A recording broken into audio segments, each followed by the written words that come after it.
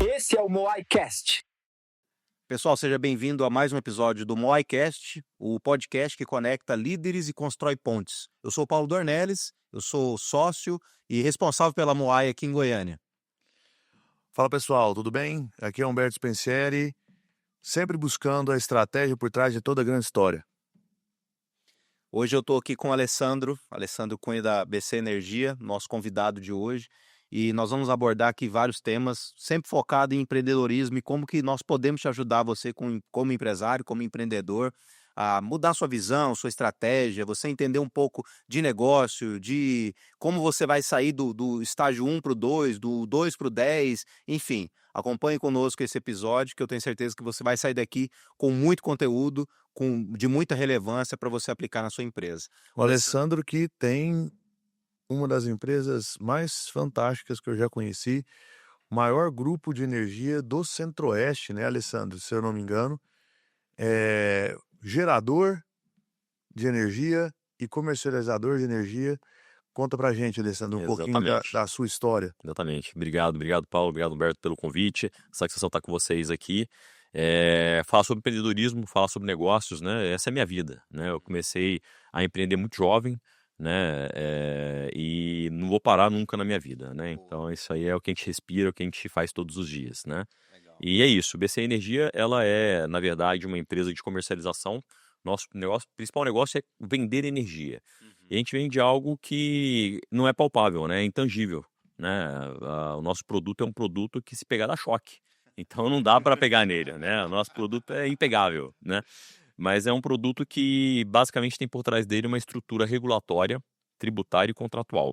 Então o que a gente opera é uma espécie, é commodity, tá? Energia commodity. Então nós estamos há 13 anos nesse mercado. Eu comecei a empresa com 24 anos de idade e nós estamos expandindo, tentando trazer a consciência do público sobre a possibilidade de escolher o fornecedor de energia elétrica. Legal. O que nós estamos passando hoje de energia elétrica é o que o mercado de telefonia passou algumas décadas atrás, tá? Hoje o termo que a gente usa é a portabilidade da conta de energia. Hoje é possível fazer a portabilidade da conta, né, de telefone. Mas a portabilidade da conta de energia é algo novo, né? E algo novo, pero não mútil, tá? Então, assim, a gente já tem algum tempo, né? O mercado livre de energia elétrica já existe desde a década de 90, tá? Ainda não é tão popular, pra você ter uma ideia, hoje, o mercado livre de energia elétrica, ele tem um pouco mais de 30 mil consumidores, tá? No universo de 90 milhões. São 90 milhões de consumidores. A gente tem uma restrição legal, ele só pode ser acessível hoje por mais ou menos 350 mil consumidores, mesmo assim é 10% do que poderia estar no Mercado Livre, né? E a gente tem, né, o modelo de energia por assinatura, que é um modelo que a gente chama de geração distribuída, onde eu atendo pessoas físicas, contas a partir de R$200 por mês, que nós temos aqui no estado de Goiás quase 7 mil clientes, né? Goiás, a gente atende 8 estados, né? Nós estamos em 8 estados. Então a empresa, hoje, quando a gente fala, nós somos a maior comercializadora de energia do Centro-Oeste, somos a maior de Goiás no mercado livre de energia elétrica em geração distribuída, e é uma empresa que vem lutando, né, para trazer economia para o cliente, ou seja, nosso produto no final do dia é economia. Que a gente vende a economia, né? Então a gente vem feito esse trabalho de conscientização, de mostrar que é possível, que vocês podem fazer, né, energia por assinatura. Inclusive vocês dois aqui, se não são clientes, vão ser clientes até o final do já é, né? Então já conhece, então pronto. Tem que ser até o final. Eu falo que hoje só não é cliente nosso quem gosta de rasgar dinheiro. É isso Porque, aí. assim, economia na veia sem nenhum investimento, né? Então isso tem trago para nós essa possibilidade de crescimento. Então a empresa cresce hoje 5% ao mês. Então, a nossa taxa de crescimento na empresa é de mais de 5% ao mês de crescimento. É uma taxa bastante significativa. Bastante A gente tem aí tem um ponto importante, né? Esse mercado de assinatura, ele é um mercado que, por lei, teve um cap, ou seja, ele vai ter um teto, né? Ele não vai passar de um determinado nível. Hoje a gente vai conseguir atender provavelmente em torno de 1/3 do mercado potencial, né? E a gente vai continuar essa taxa de crescimento até atingir esse teto. Então, para quem vai estar escutando a gente aí também, né, se não tem energia para assinatura, corre, porque não vai dar para todo mundo, né, infelizmente. Mas beleza, voltando um passo atrás, né, a gente gosta muito, Alessandro, de entender quem é o CPF por trás do CNPJ, que na verdade é isso que constrói o Brasil, são os empreendedores, são empresários, assim como o Humberto, como você, que constroem o Brasil de verdade. E eu queria voltar um pouquinho, depois a gente aprofunda mais na BC, nos big numbers, quem é o Alessandro? o que que o Alessandro fez para chegar até aqui? Sua história de vida, o que te move, qual é a sua paixão no negócio? Então eu queria que você discorresse sobre esse assunto que, para nós, né, Humberto, aqui da Moai, é muito interessante a gente conectar com as histórias dos empreendedores, que é isso que acaba inspirando o empresário e muitas vezes você acaba ajudando as pessoas que lá atrás tinham um sonho e começaram a empreender e estão às vezes dando muito murro em ponta de faca, e através do insight, através daquilo que você passou na sua trajetória, você consegue ajudar e contribuir com esse empresário, né, Humberto? Gera uma conexão, né? As histórias geram uma conexão. Nós somos seres contadores de história. Nós estamos contando histórias desde sempre. Desde que a humanidade surgiu, nós estamos contando histórias. E saber de onde veio, né? Você falou, o Alessandro começou a empresa com 24 anos. Mas a gente quer saber como isso aconteceu, mas antes disso, o que que você fez para chegar até lá? Legal, legal. Não, muito bom. Acho que conecta são pessoas, né? Empresas, elas geram conexões, mas as conexões são conexões de negócios, né? Conexão verdadeira, ela só acontece com pessoas. Então, acho que isso é perfeito. Vamos lá. Primeiro, se eu fosse trazer, né, falar, sabe que eu sempre tive uma dificuldade de falar quem eu sou, né? Eu até fiz uma reflexão esses dias atrás nas minhas mídias sociais, né? Quando alguém pergunta assim, quem você é, né? A gente gasta normalmente de 10 a 15 segundos para falar o que a gente faz, Perfeito. Exato. né? Por quê? Porque a gente sempre associa quem você é com o que você faz, Perfeito. né? E esse um tempo atrás eu fui chamado a essa reflexão, né? De quem você é, né? E se eu fosse falar quem eu sou, né? Eu sou um cristão, né? Seguidor de Cristo, um homem que tem convicção da sua fé, do seu propósito de vida, que olha para a família como o primeiro ministério, como primeira, né, prioridade, né? E que busca desenvolver em tudo que eu fizer, né, em cada passo que eu dou, né, levar valor, né, e transmitir valor para quem está ao redor, né, valores esses que eu acredito pela minha fé, né, que é uma fé cristã. Então esse é quem eu sou um filho de Deus, né, até brinquei esses dias, fiz uma apresentação, falei, quem que você é o filho de Deus, Legal. né? Mas essa trajetória, ela demorou um pouco até para conhecer essa visão de propósito, né? Eu comecei a trabalhar muito jovem, né? Então, né, eu sou filho de um vendedor, né, nato. Meu pai é vendedor desde sempre, que eu conheço ele, né? E ele vendia onde tinha espaço, né? É porque ele foi executivo da empresa que vendia motosserras. Então ele só ia para lugar onde tinha mato para derrubar. Sim, sim. Eu Então, conheço essa história. Ele me contou essa história lá no nosso escritório, lá em Umas, um dia que ele foi lá falar sobre um robô que a gente estava desenvolvendo, e ele foi, cara, mas me conta, né? Como é que você foi parar lá em Rondônia? E aí ele começou a contar essa história. E você falando que ele é vendedor, ele foi literalmente naquela época, era desbravar. desbravar, Eu vendedor de lembrei, pasta, você falando, eu batendo lembrei da porta. história que ele havia me contado. PAP, vendedor PAP, né? E eu nasci em Goiânia, né? Saí de Goiânia com 2 anos de idade para ir pro Pará. Meu pai foi vender motosserra no Pará, né? Eu morei no Pará, depois a gente voltou para Goiânia, eu fui pro Mato Grosso, do Mato Grosso a gente foi para Rondônia. E aí Tá, então Pará primeiro, né? Depois foi para Rondônia. Exatamente. Eu lembro dessa Pará, Rondônia, Goiás, Rondônia. Mato Grosso, Rondônia, né? Então pegamos aqui essa tríade ali do centro-oeste e norte, né? Mas o maior tempo nosso foi em Rondônia, né? Então eu fui para Rondônia ainda na criança, né? Eu tava com 12 para 13 anos. E aí eu comecei a trabalhar lá em Rondônia aos 14 anos de idade, né? Então aos 14 anos de idade eu comecei a trabalhar, fiz um curso de montagem e manutenção de microcomputadores para tentar trabalhar em alguma coisa. Na época, né, o que parecia mais viável para mim era trabalhar com tecnologia, né? Que não era nem tecnologia, cara. Meu primeiro desafio foi instalar uma rede lógica e compartilhar um servidor de internet. Esse foi meu primeiro desafio como trabalhador, né? Aham. E, enfim, trabalhei ali dos 14 até os 18, numa empresa que meu pai era sócio, né? Meu pai tinha 30% dessa empresa e tive a oportunidade de fazer um job rotation, entender como é que funcionava a empresa toda. Então, passei pela área de tecnologia, pela área financeira, gestão de pessoas, administrativo, vendas, licitações. Então, conheci, né, a empresa como funcionava. Só que eu sempre tive meu pai sempre me desafiou muito, né, a ter independência, né? Então, essa sempre foi uma pauta nossa em casa. E aí eu, aos 18 anos, Sempre incentivado ali pelo seu sempre pai. incentivado pelo meu pai. Putz, isso é Exatamente. legal, né? Quando você tem no seu berço esse incentivo, né, da família de projetar você para o futuro. Eu vejo muito hoje, Alessandro, pegando um gancho que você está falando, que muitas famílias elas constroem uma redoma em volta da criança, ou do adolescente, ou do jovem, e muitas vezes ele não consegue desenvolver as habilidades, os skills que hoje você tem, que nós temos, né, da nossa geração, que é justamente projetar o cara para vencer os desafios lá fora, né? Enfrentar o mundo, né? Exatamente. Então, como você falou, eu acho isso muito interessante quando o pai entende isso e coloca o jovem, a criança, para que ela tenha essa visão. Poxa, eu preciso estar pronto para o mundo lá fora, porque ele é desafiador, né? Meu pai tem um jeito peculiar, isso aconteceu no almoço de domingo. No almoço de domingo, eu começando, né, pré-adolescência, falei, pai, pô, vamos negociar uma mesada, né? Você propôs isso pra ele? Eu vou negociar uma mesada, pô, né? Eu quero sair com uma menina tomar um sorvete e tal, uma coisa assim, não dou conta de pagar um sorvete, né? Vamos negociar uma mesada. Ele virou pra mim e falou assim, ó, quando eu tinha sua idade, eu não pedia dinheiro pra homem nenhum, não. Eu ganhava meu próprio dinheiro. Mas falou, opa, entendi o recado, não precisa falar mais nada. Daqui já saio daqui com a minha missão, né? Vou ganhar meu próprio dinheiro. Correto? Vai ser daqui pra frente. Pô, E engraçado que hoje, quando eu falo isso pra alguns amigos, falam, não, mas seu pai foi meio duro, né? Eu falo, não.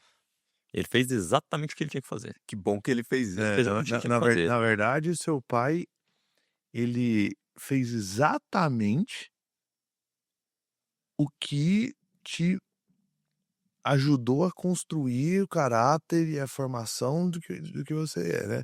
Porque hoje em dia a gente, infelizmente, tem um conceito das pessoas acharem que ser pai é ser gente boa, ser legalzão e fazer tudo que o filho quer. E não é, né? Não, Definitivamente não é. não. Ser pai é ensinar, moldar e proteger. Mas a proteção não é colocar a criança numa redoma e não deixar ela viver a vida. Sabe o que eu vejo muito hoje, a distinção entre o que precisa e o que quer. Uhum. Hoje nós temos em todos os relacionamentos, tá? Então, casamento, criação de filhos, nós não conseguimos distinguir o que queremos ou o que o outro quer do que precisamos e do que o outro precisa. Porque isso é identidade de papel. Quando você qual é o meu papel como marido, quando você é o meu papel como pai, eu começo a olhar o que eu preciso fazer e o que o meu cônjuge e os meus filhos precisam de mim. Perfeito. E eu passo a fazer o que preciso, eu faço a fazer o que precisa ser feito. E é interessante, porque fazer o que precisa ser feito, sempre, família, casamento, negócios, é desconfortável. Sim, sempre das vezes. Sim. Sempre às vezes é desconfortável. Então assim, você não vai fazer o que é necessário, normalmente é fazer o que você não quer fazer. Isso aí. Porque se fosse confortável, Cara, aí você ficaria no querer, no que é gostoso, né? A nossa natureza chama a fazer o que é gostoso fazer. que é prazeroso. O que é prazeroso, né? E na verdade, se a gente não entender o que a gente precisa, você tem um gap aqui, É né? verdade. E nessa minha trajetória, meu pai, ele deu esse incentivo, gerou em mim, né? Até brinquei, ele criou um monstro naquele momento, porque dali em diante eu comecei a ter uma visão, né? De que, cara, eu tenho que conquistar, eu tenho que fazer, eu tenho que mover, né? E aí, eu contava com 18 anos, olhei pra dentro da empresa, meu pai era sócio da empresa ali, e falei, cara, eu não vou ter muito espaço aqui, eu preciso crescer, eu quero crescer, eu não quero ir além, né? Isso com 18 anos. 18. Com 18, com 18. Isso aí. E eu falei, cara, como é que eu consigo isso? Qual que é o caminho que eu tenho hoje pra fazer? 18 anos tava comendo terra. O caminho mais rápido pra mim era o concurso. Uhum. Eu falei, eu não quero depender de mais ninguém, não quero depender de mais ninguém, e como eu não quero depender de mais ninguém, eu preciso ter autonomia, independência, né? Prestei vestibular para a Universidade Federal, passei na Universidade Federal, então não precisava pagar mensalidade. Isso lá em Rondônia. Rondônia. E comecei a fazer concurso para poder ganhar melhor, né? E aí, com 18 anos, passei no primeiro concurso. Na época, a remuneração era quase 4 salários, né? E, pô, foi animal. Falei, cara... Aí eu bati a porta do meu pai. Falei, ó, seguinte, tô saindo para ganhar quase 4 vezes o que você me paga. Ele veio pra falar, boa sorte. Que bom. Mas foi a resposta dele. Ele falou, ó, e daqui um ano a gente conversa. Uhum. Para ver como é que você vai estar lá. Não deu um ano, porque eu passei em outro concurso, passei em outro, nunca fiquei mais do que um ano em nenhum. Então eu gostava muito mais de passar do que trabalhar. Entendi. Era o desafio, né? Era o desafio. E aí, quando eu tava ali com 21 para 22 anos, já tava num concurso maior, que aí onde eu podia receber melhor, não tinha nenhum que pagava mais do que onde eu estava, né? Tava ali ganhando já, mas hoje em torno, na verdade eram 10 salários mínimos, né? Fazer conta pelo salário mínimo de hoje, né? Seria uns 15 mil reais hoje, Uhum. equivalente, né? Com 20 para 21 anos. Cara, desenvolvi uma arritmia no concurso público. Quase infartei. Com 21 para 22. É. De agoniado. Ah. Porque eu queria Cidade. crescer, não tinha mais pra onde crescer. Aí topei um desafio de uma posição com uma comissão, né? Que a gente fala de cargo comissionado, né? Do Uhum. serviço público, para ser gestor de RH do departamento. Cara, e aí eu queria botar meta, queria não sei o que lá. E o órgão público não funciona assim, Não. né? E outra, moleque, né? Todo mundo lá, idade média de 40, 45 anos, eu com 21, tô querendo mudar o jogo ali. Cara, a cultura não era aquela, né? Foi o primeiro choque de cultura que eu tive. E entender que, cara, não adianta você mover, né, cultura num lugar onde você não dita a cultura. Perfeito. Né? E aprendi isso. E aconteceu que quando eu me casei muito jovem, né? Casei com 22 anos, tava no último ano da faculdade, e eu coloquei diante de Deus. Aí foi mesmo período em que eu me converti, onde eu entendi que Cristo, né, era o Senhor Salvador e que eu tinha ali fé para seguir com base naqueles princípios cristãos, né? Inclusive foi um desafio da minha esposa. Eu conheci minha esposa em Rolim de Moura, né, Rondônia. Conheço, já morei lá. Já morou em Rolim de Moura? Olha só, Rolim de Moura. Eu morei também. O Rolim de Moura. Eu morava em Rolim de Moura e estava em Cacoal. Machadinho do Oeste. Eu já morei em Machadinha também. Machadinha do Oeste. Temos um amigo em comum, né, que é o Cícero, lá do G4 Club, que ele mora e tem negócios lá da Cidemar. Eu falei pra ele que tinha morado lá e falou: não, mentira, ninguém nunca morou em Machadinho. E eu morei 2 então. Achamos 2 aqui na mesa que moraram em Machadinho do Oeste. Olha que coisa incrível. Compensação, eu nem conheço Rondônia. Rondônia. Eu passei no concurso da Justiça Eleitoral e fui lotado em Machadinho do Oeste. Fiquei 3 meses lá. Pra chegar lá eram 180 quilômetros de estrada de chão. É isso mesmo. E muitas vezes um ônibus que vinha parava, se atravessava o lotoleiro a pé, carregando a mala, e o ônibus que voltava. Então os 2 ônibus se encontravam no meio, você cruzava a pé e cada ônibus voltava pro lugar de volta, entendeu? É muita loucura isso, né, cara? Cara, isso eu tava com 19 nessa época. Eu 19 acho anos. que nessa época eu tava com quase. Você tá com quantos hoje? 37. 37? Não, eu tava. Nessa época que eu morei em Machadinho do Oeste, eu tinha o quê? 19 para 20. Na mesma faixa etária ali. Então, 19 para 20. Gravando Rondônia aí, olha só. Esse desafio de Machadinho foi interessante, cara, porque eu vi algumas coisas lá, né? Na época que eu tava na Justiça Eleitoral, teve um movimento lá de pessoal mudar o domicílio para a área rural para tentar aposentadoria. Aí na época teve uma operação da Polícia Federal para ver uma possível fraude nisso aí, tá? E eu tava na época no cartório eleitoral. O pessoal ia na Justiça Eleitoral para trocar o domicílio eleitoral por rural para tentar a aposentadoria rural. E aí, cara, enfim, foi uma trajetória. Mas lá em Rolim eu conheci a minha esposa e ela fez um desafio pra mim, né? Eu sempre gostei muito de estudar, sempre fui muito curioso, muito argumentativo, né? Fazia faculdade de Direito, né? E aí você, faz argumento pra tudo. Ela veio pra mim e falou, ó, tá aqui, você já leu esse livro aqui, a Bíblia, né? Já leu esse livro aqui? Eu falei, já li uns pedaços, né? E tal. Não, então você faz o seguinte, você vai ler ele tudo, Novo Testamento. Depois de terminar de ler, a gente volta a discutir sobre religião e sobre fé. Eu era agnóstico. Assim, eu era agnóstico. Qualquer um que sentasse pra mim pra conversar, eu tinha argumento, cara. Sim, sim. Podia ser qualquer religião. Eu tinha argumento e ia longe, né? E eu sempre, quando começo a argumentar, começo a ficar mais, né, empolgado. Então virava quase uma discussão mesmo. Aí o sangue italiano sempre fala mais alto? Aí começava a subir tom de voz, aí gesticula, enfim. E aí ela me deu, e eu em 2 semanas li o Novo Testamento todo. Na hora que terminei de ler, falei, cara, isso aqui faz sentido. Se isso aqui não faz sentido, nada mais faz. É isso. Pra mim aqui tá o sentido da vida. Entendi o que faz sentido. E aí, rapidamente, minha vida mudou, né? Teve uma mudança na página de vida. O Jordan Peterson, né? Que ele era agnóstico, né? E ele começou a estudar a Bíblia para ter argumentos para debater. E quando ele começou a estudar a Bíblia, ele se converteu. Sabe, Então, isso é... Parecido aconteceu comigo. Exatamente, eu lembrei desse fato. Comigo foi um pouco parecido isso aí. Eu nasci num lar católico, sempre frequentei e tudo mais, mas eu sempre tive uma posição um pouco mais... eu não acredito em Jesus Cristo, acho que Jesus Cristo foi um grande homem e tudo mais, mas porque é o que é o agnóstico, né? É um símbolo, uma referência. É, uma referência. E justamente porque, para ter argumento, eu comecei a estudar teologia. E aí, depois que você estuda, Depois que você vê, você não consegue lembrar. como que eu era retardado, né?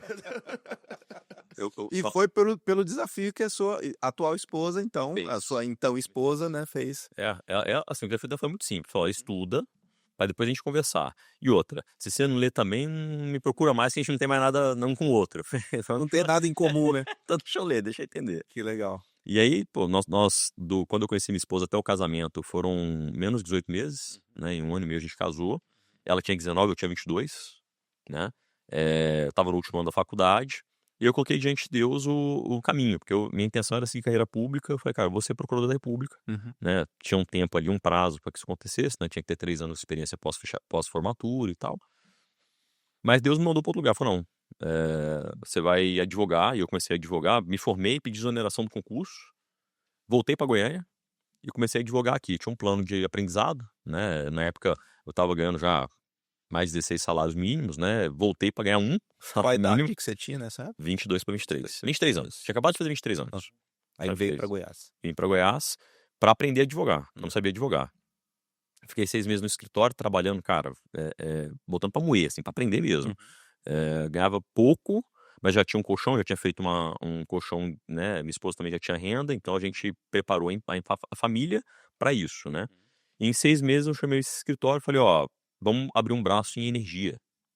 Porque eu já tinha passado no concurso da Eletrobras, trabalhei um tempo na Eletrobras, meu sogro tinha PCH, construía PCH e tinha PCH, eu falei, Isso lá em Rondônia, né? lá em Rondônia, Ah. eu falei, esse mercado de energia é bom. Pra Dá quem pra não trabalhar aí. conhece, o que é PCH? É a pequena central hidrelétrica, né? É uma hidrelétrica que gera energia a partir da água, né?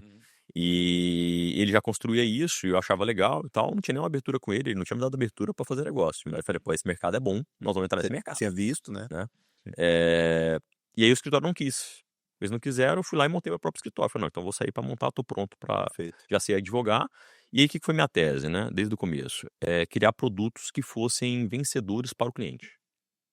Então eu só tinha tese que eu levava dinheiro para o meu cliente.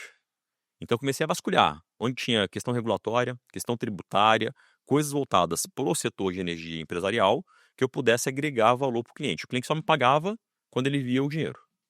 Então eu tinha zero, porque eu também não tinha tradução nenhuma. Então assim, o que eu tinha que fazer, o cliente me pagava se visse valor, né? E nessa época, cara, foi a época que teve o governo, a Dilma estava como ministra de Minas e Energia. Lula E aí, 2. cara, Lula 2. E aí ela soltou um monte de lambança, cara. Nessa época teve um monte de medida provisória, de portaria que fez o caos. Mas a Dilma fez besteira? Por incrível que pareça. Por incrível que pareça. E eu tava lá, vendo a coisa acontecer, né? Só que assim, não só vendo, né? Preparado, né? Então, uma coisa que eu digo pro meu pai é que não existe sorte ou azar, cara. Que tem a oportunidade aliada à competência. A oportunidade apareceu e eu tava, né? Já tinha me preparado para aproveitar essa oportunidade. E eu fui cavar a oportunidade, né? Comecei a prospectar PAP. Igual meu pai fazia, cara. Comecei a bater porta de hidrelétrica, de cara que tirava energia solar, gerador em geral, todo gerador de energia. Como teve essa mudança, teve uma CNPE, uma resolução, né? Que imputou um custo para os geradores de energia. E, cara, eu estudei a resolução, criei uma tese, entrei em um final de semana com 42 ações, ganhei as 42, eliminando as 42, os clientes não pagavam. E isso gerou um impulso, né? O meu primeiro movimento, de fato, né? Como empreendedor, mas ali autônomo, né? Advogado. Sim. Só que disso, cara, eu puxei o conhecimento do setor elétrico, me aproximei dos geradores, e não demorou muito tempo, rapidamente, 6 meses depois, uma comercializadora de energia consultou um desses clientes meus, né, que eram hidrelétricas, né, uma geradora hidrelétrica. E aí, lembrando que meu acesso na hidrelétrica foi, cara, literalmente, busquei uma lista da agência reguladora e comecei a ligar um por um. Aí o pessoal fala pra mim assim, pô, mas como é que eu vou começar a empreender? Onde é que eu largo? Onde é que eu começo? Né? Por que o setor elétrico? Né? Como é que você entrou no setor elétrico? Né? Nada acontece ao acaso, né? Então eu tinha, né, o conhecimento que eu tive do concurso, que eu participei, tinha o entendimento da família da minha esposa, que já mexia com isso, por mais que eu não mexesse e eu não tivesse proximidade para trabalhar com eles, eu vi que tinha potencial no negócio. Então, cara, lista, pesquisa mesmo, assim, onde tem relação da turma desse segmento. Achei o segmento, o que eu posso oferecer para esses caras? O que eu tenho de valor? No caso, era o jurídico. Sim. E aí vai atrás. liga, vai sola de sapato, carro. Cara, que eu já viajei interior do Mato Grosso ali, cara, adentro, Uhum. tem história pra todo gosto que você imaginar, Imagino. pra poder ir atrás desses caras e fazer negócio. E aí veio então essa comercializadora, e quando veio essa comercializadora, eu achei incrível, porque era uma molecada, tinha menos de 30 anos, com uma empresa que tava faturando centenas de milhão. Olhei aqui e falei: "Cara, como é que pode esse segmento ter esse nível de oportunidade, né?" Uhum.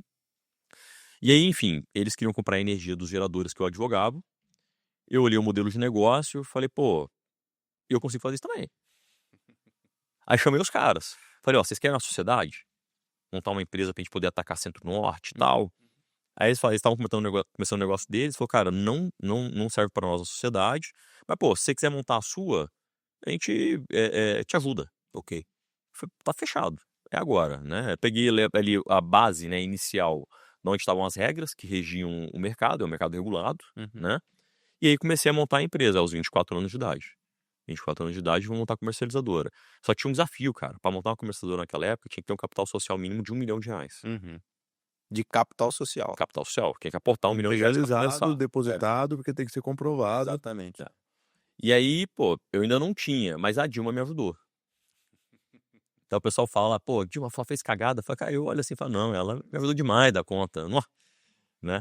Mas por quê? Porque aquela lambança que foi feita gerou oportunidade pra caramba, né. E isso é uma coisa que eu falo até hoje, eu falo muito pra minha equipe, né, para os amigos, falo: "Gente, a gente tem que todo impacto, ele pode ter 2 vetores, ou ele te derruba ou ele te impulsiona." Perfeito. O nosso trabalho como empreendedor é entender como a gente vai se impulsionar. Exato. Esse é o nosso trabalho, né. E nesse caso especificamente, cara, vi um monte de coisa torta, e como tá vindo agora também. Sim, sim. E cara, e como é que a gente pega esse vetor, nessa força, e converte ela em impulso?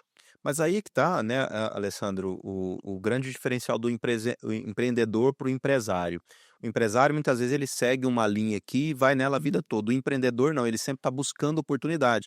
E, cara, nós vamos no Brasil, cara. O Brasil é um país com milhares de problemas e várias dificuldades, né? Um país continental, cada região tem a sua especificação. Só que tem muita oportunidade. Muito. E muitas vezes aqui que você falou anteriormente, com o que que eu vou empreender? Poxa, cara, basta você olhar as oportunidades que tem Ao no seu teu redor, setor, ao seu redor. basta você olhar. Você quer, não existe bala de prata. Hoje eu vejo uma galera, Humberto, que ela fica esperando a bala de prata, a tábua de salvação, aquilo que, eu vou ficar milionário com isso. Cara, peraí. Você quer construir um negócio, né? Que você fez isso, você construiu do zero, foi mapeando as oportunidades que você enxergou, que você viu, e você construiu um negócio a partir disso. Então ninguém chegou de mão beijada, Alessandro, toma aqui e vai embora. Não, ele construiu. E a galera hoje, Humberto, elas querem a facilidade. Elas querem aquela coisa que, vai mudar o jogo, sem ele construir o caminho que o Alessandro traçou para empreender. Eles ficam tentando, sonhando que, e aí alguns até usam a fé para isso, né, que Deus vai entregar, que Deus vai me prover, que Deus vai me dar, né, e aí alguns jogam para o universo e usam qualquer outro tipo de explicação simplesmente para tirar de si a responsabilidade de que é você que muda a sua vida. Não é ninguém que muda a vida para você que muda a sua vida, né? 100% das vezes. Né, se você não se mover, se você não se movimentar, não vai ter transformação, né. Deus não dá nada, absolutamente nada, de mão beijada para você, ele te dá um meio, te dá a oportunidade. Existe um paradoxo, que não é paradoxo, né, que é a graça e a responsabilidade. Nesse paradoxo, e aí eu sempre uso, né, existem 2 parábolas na Bíblia que falam sobre isso, né, que é o trabalhador da última hora e a parábola dos talentos. Essas 2 parábolas, elas conversam sobre esse eventual paradoxo entre a graça e a responsabilidade. E assim, eu acredito, eu falo isso pra todo mundo ao meu redor, que tudo que eu tenho e que eu terei, Deus me deu. 100%. Então a graça de Deus, ela é soberana sobre todas as coisas. Perfeito. A questão é que Deus não criou o homem para ser marionete. Sim. Deus criou o homem para ser filho. para ter um relacionamento. Sim. E como qualquer relacionamento, você tem responsabilidade entre as partes. Exato. Qualquer relacionamento tem isso. E a parábola do talento mostra isso de forma muito clara. Muito clara. Quando Deus fala, ó, para quem ele deu talento, ele volta, ele questiona o que você fez com o seu talento, ele está ali invocando a responsabilidade de cada um de nós por aquilo que ele tem nos dado. Então, e começa pelo sopro da vida. Começa pelo sopro da vida. A primeira coisa que Deus nos dá é o sopro da vida. Perfeito. E esse é, talvez, a única coisa que realmente importa nesse contexto. E a partir daí, o que nós caminhamos em termos de responsabilidade, quanto mais nós temos consciência da nossa responsabilidade, isso coloca a gente numa posição de reciprocidade, ou seja, eu tenho que entregar. Eu tenho que entregar. Não porque eu estou negociando com Deus. Não. Eu estou entregando porque eu tenho a minha consciência de quem eu sou em Deus. E eu tenho um papel. E esse processo, e eu vejo sim na questão e eu falo, a gente tem uma geração, hoje na empresa nós temos mais de 120 colaboradores, tá? Idade média nossa de 27 anos, da idade média. E eu tenho um programa de trainee, de estágio, que eu me orgulho. Hoje, mais de um terço da nossa equipe é primeiro emprego. É mesmo? Primeiro emprego, tá? Que veio ou por estágio, ou veio por trainee e tal, então assim, é primeiro emprego. Não um terço, tá? 27% da equipe. Mas mais da metade é o primeiro emprego no setor elétrico. 60% da nossa equipe nunca tive contato com o setor elétrico até trabalhar conosco. Sim. E aí o que eu vejo? Eu vejo que a gente busca no nosso processo seletivo, a gente sempre vai buscar quem tem ambição. E eu falei agora que a gente teve um treinamento no nosso programa de trainee, eu fiz um treinamento com a equipe, e para mim existe um tripé do crescimento, tá? Propósito, ambição e esforço. Ninguém cresce sem propósito, ambição e esforço. Sim, eu tenho que caminhar dessa forma, assim, tá? Por que propósito? Porque se eu não sei o porquê eu faço as coisas, dificilmente eu vou aguentar o como eu teria que fazer. Perfeito. Então o que sustenta é eu saber o porquê. A ambição é o que me move. Se eu não tiver ambição, amigo, aí o que acontece hoje? Muita gente tem ambição. Eu sei que eu quero uma casa legal, eu sei que eu quero um carro legal, eu sei que eu quero fazer uma viagem boa, só que eu ignoro o esforço que eu tenho que fazer para poder ter isso. E eu tenho que fazer um esforço muito E o grande. porquê, né? E esse esforço, ele é um esforço canalizado. Não pode ser um esforço qualquer. Né? Até o meu avô falava assim, o problema de trabalhar igual um cavalo é que você trabalha igual um cavalo. Ele fala que ele tinha seguidado, né? Aí eu falei, peraí. Tá. Realmente é isso. Porque trabalhar muito é condição para qualquer um crescer, tá? Não tem dessa. Básico. É o básico. Agora, não é todo mundo que trabalha muito que consegue crescer. Por quê? Porque o meu esforço ele tem que ser bem aplicado. Tem que ser direcionado, né? E aí eu tenho que entender, esse dia eu conversei também com um time de vendas, eu falei, ó, quanto tempo você está disposto a aguentar o crescimento? Ou seja, quanto tempo você está disposto a pagar para ver o seu crescimento? Porque crescer rápido todo mundo quer. E você vai se esforçar muito para crescer rápido. Mas e se você não crescer rápido? Você vai continuar se esforçando por muito tempo? E é esse que é o ponto. Cara, a gente tem que continuar se esforçando por muito tempo. E você vai crescer, e você vai se esforçar mais. Você vai crescer, você vai se esforçar mais, você vai crescer, você vai se esforçar mais. E aí você entender o porquê disso tudo vai te sustentar ao longo da sua jornada. Pra você não chegar no meio do caminho e ter uma crise, pô. Sim. Porque falar assim, e eu já conheci muita gente, tá? Que tem dinheiro pra caramba, financeiramente tá bem, mas tá com a família destruída. Sim. Vai passar o Natal, não tem quem passar o Natal. Porque às vezes tem um filho com outro, aí todo mundo espalha. Entendeu? É Você porque parou, não conseguiu manter o casamento. E aí você vai ver que o dinheiro tem coisa. Tem coisa não. Tudo que realmente importa, o dinheiro não paga. Exatamente. Verdade. Tudo que realmente importa, o dinheiro não paga. O dinheiro facilita. Pode ajudar. Pode trazer mais conforto. Porque importa, inclusive. Sim, e muito, né? Mas ele não vai pagar. Então, assim, essa jornada, eu vejo dentro a gente falando aqui, né? Quando a gente fala das gerações, né? Falta clareza, cara. Falta clareza sobre isso. Quando eu sentei com a molecada pra conversar, falei, gente, a gente não transmite, no geral, a responsabilidade é dos pais, tá? É a nossa geração. Sim. É nossa. Nós temos que transmitir com clareza pros nossos filhos propósito, princípios e valores. Perfeito. E assim, a maioria, por quê? Porque a gente também tá envolvido, cara, em fazer acontecer. Pô, eu quero dar pros meus filhos uma vida melhor que o meu pai me deu. Eu quero conquistar, eu quero fazer e tal. Eu fui impulsionado lá pelo meu pai pra fazer isso. Sim. Só que eu tenho que lembrar que é o seguinte, tudo que eu fizer vai ficar pro meu filho. Eu tenho uma dinâmica lá em casa. Meu filho mais velho começou a trabalhar comigo agora. Eu tenho 3 filhos. Tenho 3 filhos. O mais velho vai fazer 13 esse mês. Começou esse ano, com 12. Legal. Começou com 12. Ele vai 2 vezes pro escritório meio período, Aham. Mas tá, vai. e tá no job rotation. Tem Aham. obrigação, tem que cumprir, tem o PDI dele, plano de avaliação, E deixa eu Mas fazer uma vai. pergunta. e vai. Começou lá na sua cadeira do lado da diretoria? Não. Vai, job rotation, vai conhecer toda a empresa. Exatamente. E aí eu expliquei pra Importante. ele e falei, gente, ó, vamos entender aqui o que ele vai fazer. Ele não é funcionário, ele não é funcionário, ele não é chefe, ele é um menor aprendiz. Boa. Ele tá aqui pra aprender. E no processo de aprendizado ele vai ter que entregar o que ele tá aprendendo. Vai ser assim. E ele começou, foi para a área de tecnologia, agora tá no RH. Ele vai passar o job rotation, tem o programa de job rotation até os 18. Dos 12 aos 18 ele vai passar em todas as áreas da empresa. Legal. E eu tenho um compromisso com ele que ele vai entregar. Aí esses dias ele sentou do meu lado e falou, pai, pois é, e tal, não sei o quê. E quando eu herdar e não sei o quê, eu falei, você vai herdar o quê? Me fala, o que você tá pensando que você vai herdar? Não, porque a empresa e tal. Eu falei, olha só, filhão, toda empresa, ela pode ter 3 possíveis destinos, tá? Ou ela quebra, e essa é a realidade de mais de 90% das empresas. Ou ela é vendida, ou ela é herdada, tá? Eu queria te dar uma má notícia. Eu não tô preparando nenhuma empresa para ser herdada. No máximo para ser sucedida, né? Nem para ser sucedida. Nem para ser sucedida? Nem para ser sucedida. Já vendi 2 negócios ano passado, devo ter mais uns 3 M&As pelos próximos anos. Legal. Não é o nosso foco. Eu tô estudando um fundo de private equity com a tese de desenvolvimento, investimento, amadurecimento, venda. Legal. Massa. E Então, só assim, pra- é uma visão de mundo. Sim, sim. Aí que eu falei pra ele, ó, então o que você vai fazer? Você vai aprender e ao final do teu trabalho de aprendizado, você vai me apresentar tudo aquilo que você aprendeu e o que você quer fazer. E eu vou ser o maior apoiador de todo projeto que você tiver. Legal. Então, todo projeto que você tiver, eu sou o maior apoiador. Eu entro junto com você. Se precisar de capital, eu entro com capital. Se precisar de apoio com desenvolvimento, trabalho junto, eu sou o maior apoiador. Mas eu quero ver você olhar pro negócio e falar assim, não é meu. Bater no peito e falar, cara, eu vou fazer pra arrebentar esse negócio aqui. Eu que fiz. Eu que fiz, exatamente.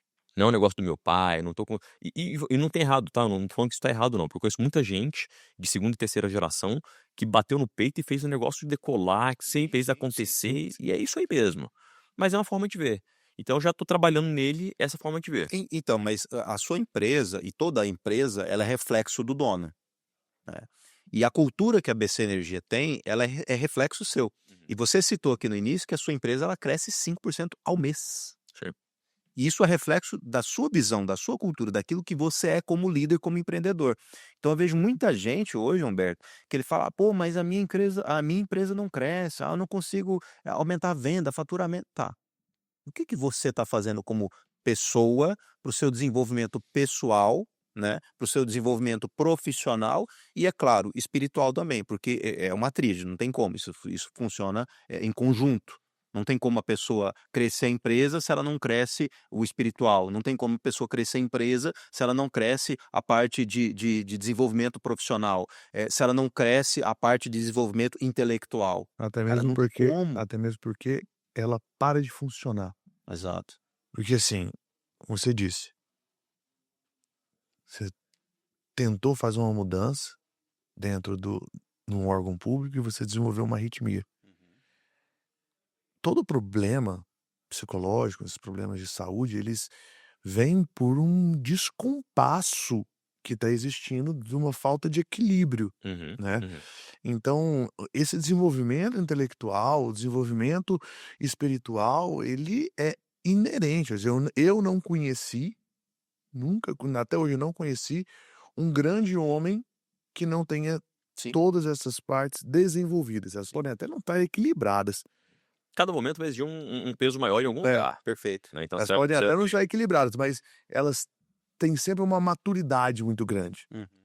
Você viu, ó, eu tive vários momentos na vida, né? Minha esposa teve que pagar o preço comigo, desse momento. Então, quando eu fui começar um negócio, nosso negócio era foco eixo Rio-São Paulo. Eu tinha que ter crédito com outras empresas de energia. E as empresas estão todas lá. Então, eu ia toda semana para São Paulo. E minha esposa tinha que segurar o tranco aqui em Goiânia. Sim. A gente optou em não mudar para São Paulo, ficar em Goiânia. Pela qualidade de vida. Pela qualidade de vida. E assim, para nós funciona aqui. A gente gosta daqui, né? Eu sou goiano, minha esposa é goiana, mas ela tem, né, o estado de Goiás como a casa dela.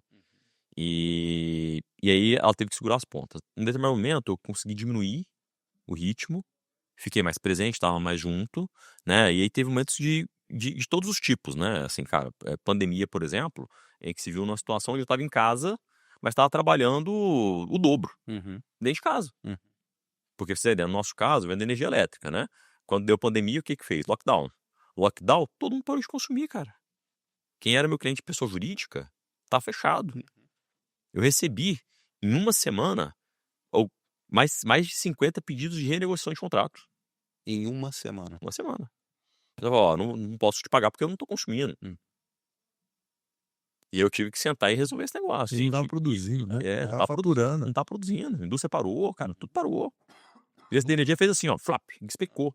Porque o preço, é igual o petróleo. Não sei se você lembra nessa mesma época, Sim. o preço do petróleo ficou negativo. Ninguém tava usando? Porque ninguém tava usando e tinha que pagar para armazenar.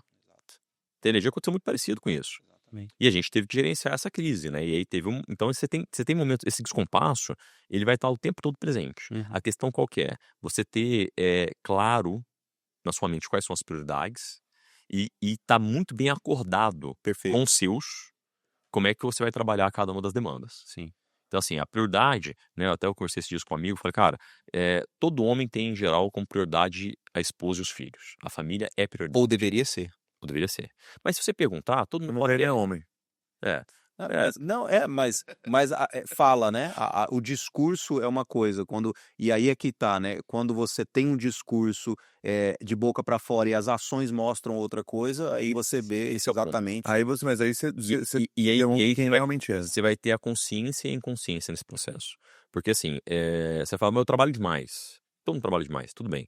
E você vai parar de trabalhar? Não vai, você vai continuar trabalhando muito. O ponto é, as minhas ações, elas refletem para minha família a minha preocupação de que eles são em primeiro lugar. Uhum. E aí, olha só, essas ações eu não tô falando de, vou trabalhar só 8 horas por dia e vou estar em casa. Não, não é isso. É no dia que seu filho precisou, Você tá aí lá. você largou tudo que você tinha que fazer e foi lá. Exato. No dia que sua esposa precisou, você largou tudo e tá lá. E se fazer presente? E se fazer presente? Esse é o maior desafio, hein, cara? Cara, Esse desafio sim, é sim, grande. é porque você tem que estar presente no momento que você está, porque É isso. hoje em dia a gente consegue... O telefone não te deixa fazer isso. Não. Então assim, Esse aparelhinho aqui, ó, não te deixa desconectar. o que eu fiz? Eu em casa, de vez em quando, tenho que... De vez em quando não. Essa semana agora, eu tenho essa prática. Eu chamei meus filhos, falei, vamos fazer um acordo aqui.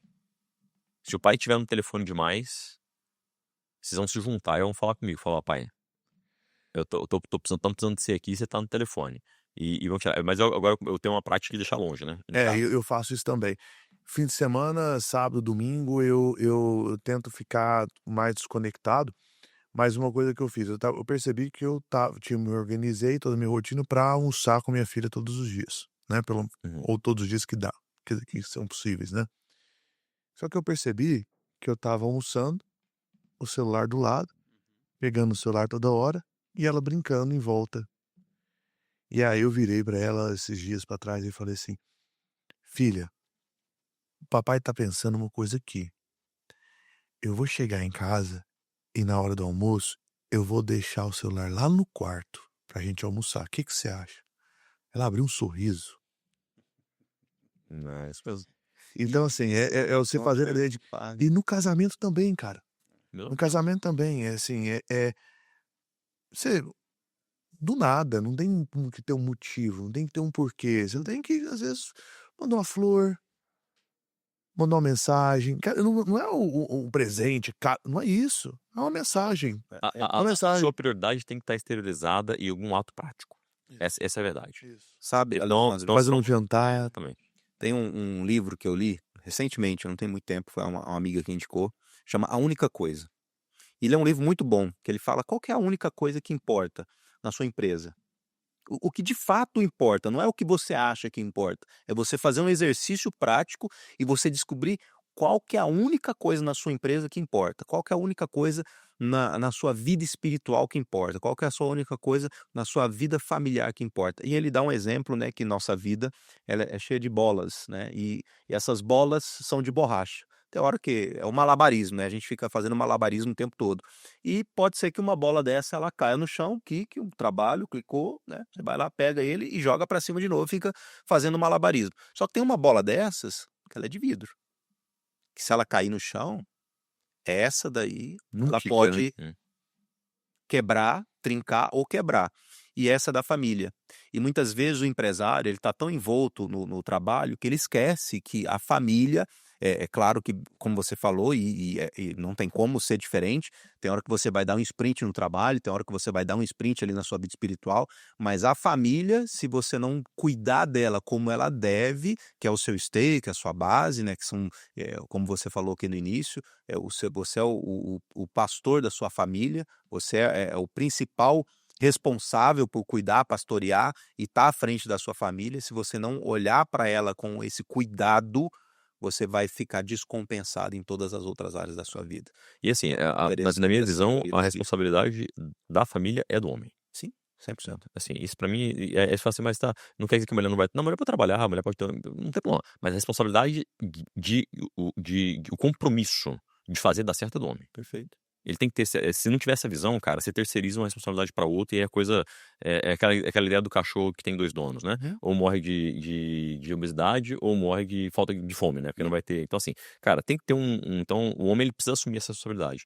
E aí, o ponto, sabe qual que é? É que quando você vai trabalhar isso, basicamente é acordo. Deixar bem combinado. Cara, a gente não costuma combinar as coisas. Eu falo que na empresa, por exemplo, você vai fazer planejamento estratégico da empresa. A gente acabou de fazer um ciclo agora de planejamento. E, pô, a nossa empresa, a gente faz o planejamento desde 2016. Então, eu comecei a empresa em 2013. Em 2016, a gente já teve... 2015, a gente já teve o rito formal de planejamento para 2016.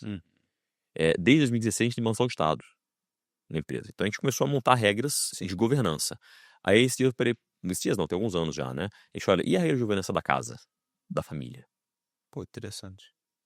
Aí a gente tem um rito lá em casa que todos os anos a gente senta, a gente compartilha com os nossos filhos, escreve propósito, missão, visão e valores da casa. Qual que é o nosso propósito como família? O que a gente quer como família? Quais são os princípios e valores que vão reger a nossa família? E aí, os meus filhos, quando dão uma derrapada na curva, capota o carro, faz né, coisa errada, eu boto eles pra escrever. Então, escreve os princípios e valores da nossa casa. O que é que a gente tá trabalhando aqui todos os dias? Assim como esses dias, um tempo atrás, cara, o meu filho me chamou. Ele viu uma ação minha e falou, pai, queria falar com você, meu mais velho. Eu falei, ó, eu vi, né, foi um caso, lá em casa a gente não fala palavrão, né? Só que eu sou meio sanguíneo. E às vezes as coisas não saem como esperado e sai um outro palavrão, né? Eu até falo que é advérbio de intensidade, não é palavrão, né? E aí o meu filho mais velho, ele me chamou, ele falou, ó, pai, é o seguinte, eu notei que em determinados momentos, né, ele até falou de pessoas, você tá com certas pessoas, então você fala mais palavrão. Gosto dele. Pode, obrigado. Você acha que está certo? Eu falei, deixa comigo. Eu falei, não, tá errado. E eu vou pedir perdão pra você e pra nossa casa, porque realmente tá errado. Porque eu cobro deles não fazer. Sim. E aí, cara, isso na liderança na vida é assim. Não tem demagogia. A gente fala o quê? Eu tenho uma outra frase que eu sempre falo com a minha equipe, é que a palavra convence, o exemplo arrasta. Isso é verdade, tá? Não tem dessa, cara. As pessoas, elas imitam o que você faz, não o que você fala. Sim, exato. É assim. Nos negócios é assim, na empresa é assim, e em casa, então, cara, aí que é assim mesmo. É verdade. Porque filho, cara, esposo, não importa o que você fala. Você pode falar mais bonito que for. Se não fizer igual, ou se não fizer, ela vai medir o que você faz. Eu lembrei, Alessandro, uma história que aconteceu comigo. Meu filho era pequeno, e sei lá, tinha uns 4 anos, né? E ele ficava na creche, que eu e a mãe dele trabalhavam junto, viajando o Brasil todo, atendendo essas indústrias no Brasil todo. E um dia ele chegou em casa e falou, papai, o que é cum? E eu falei, putz, porque a gente tinha chegado em Goiás recentemente, então aqui eu tenho, sei lá, algumas coisas que eu não conhecia, né? Por exemplo, guariroba, pequi, eu não conhecia, né? Então eu pensei, Nem eu. deve ser Pra mim é guerreiro. gueroba. Aqui em Goiás é gueroba, mas muita gente fala guariroba, né? Gueroba. Então, assim, essas expressões eu não conhecia, pequi e tal. Falei, poxa, deve ser alguma coisa regional que eu não conheço. Né? Falei, mas não sei, meu filho, por quê? Ele falou, não, porque eu tava lá hoje, o menino mandou tomar no cum. Mas por quê? É porque ele não ouvia dentro de casa. Então, lá em casa, a gente também tinha tem, né, de não falar palavrão, mas, dependendo da situação, às vezes escapa, mas ele não ouvia dentro de casa, ele ouvia na rua, né, então o exemplo realmente ele arrasta, e eu acho que o líder que ele quer implementar uma boa cultura, sendo que ele mesmo não dá o exemplo para a equipe, Não vai acontecer. não vai dar certo, não vai virar. Cultura ela é feita na prática e na marra. Sim, não tem dessa. Cultura é feita na prática e na marra. Por que eu falo na marra? Porque é o seguinte, é você intensificar uma ação e, assim, e forçar todo mundo a fazer.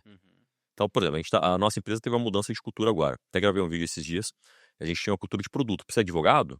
Então, assim, o que eu falei, nosso produto sempre foi o quê? Gerar valor para os clientes. Sim. O cliente ganha, depois paga a gente. E ainda até hoje vai ser sempre assim. É o nosso modelo de pensamento. E o produto vendia sozinho. Então, assim, eu bati a porta pra poder falar e tal, mas na hora que o cara viu o produto, ele comprava. Eu quero. Tal. Onde eu assino. É porque não tem downside. Exatamente. Assim, beleza, se esse cara não me entregar nada, eu não pago nada. Então, assim, eu não tenho por que não. Exatamente. Então, assim, é só benefício. É. Só benefício. E aí o ponto qual que é? Como é só benefício, a gente sempre ficou muito mais na linha de vendas, de mostrar o benefício. Pô, agora a gente tá com uma meta muito mais agressiva em termos de volume. O produto continua sendo bom e não tem downside. Só que o público não conhece. E nós estamos passando por uma situação de um mercado, na forma geral, não só na energia, de desconfiança. Porque você tem o tempo inteiro pessoas tentando te vender coisas que são falsas. É isso. Então, o tempo inteiro você fica assim, será que não estão me passando para trás? Será que essa empresa é séria? É. Será que esse negócio existe mesmo? Esse produto funciona? Será que Então não vou ficar sem energia, não vão cortar minha energia? Então tem um monte desses negócios. E no caso da BC é tão bom que o pessoal pergunta, pô, onde é a pegadinha? Bom demais pra ser verdade. A gente já escutou muito isso. Muito. E aí a gente começou então um processo de mudança para uma cultura de vendas. Cara, e eu venho falando sobre cultura de vendas e tal, cultura de vendas. Ela só começou a funcionar no dia que eu comecei a ir pra minha área comercial. E eu junto com o time, fazendo ligação para cliente, botando. Agora teve o fechamento desse mês agora. Cara, eu fui lá no sábado, a gente ficou do sábado das 9 até as 16 até bater a meta. E assim, superamos a meta e fomos até sábado à noite. Boa. Não é Poder porque fazer. bateu a meta que vão parar também, né? E esse, ou é assim, cara, ou não vai acontecer. Não vai acontecer. Então tem que fazer. E aí isso aí eu falo, por isso que eu falo, que é propósito, ambição e esforço. Então, assim, a gente tem que ter um propósito comum, todo mundo tem que ter qual que é a ambição e vai todo mundo agarrar até acontecer. Até acontecer. E esse tem sido um pouco da nossa trajetória ao longo do tempo, né? Eu tava falando aqui da trajetória da empresa, né? A gente passou desde a empresa do zero até ano passado, quando nós fizemos a venda de parte da empresa, né? E a gente deve ter alguns M&As pela frente ainda, em grandes números, né? Falando lá de grandes números, né? Cara, do zero, a gente chegou, né, a quase 2 bi de faturamento, mais de 600 milhões investidos em ativo imobilizado de geração. Então, nossa empresa, além de vender energia, a gente gera energia também. Quase 600 milhões de economia gerada para os nossos clientes. A gente quer chegar a 1 bi de economia. 2 M&As, né? E assim, só os M&As que a gente já está negociando, saiu notícia ano passado, inclusive é público, né?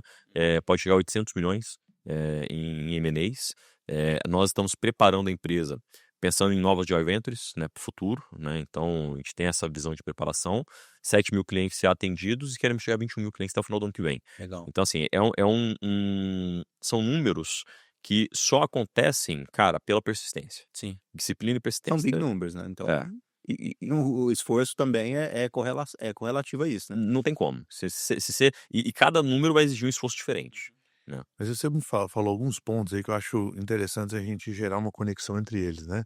Que você falou sobre a parábola dos talentos, né?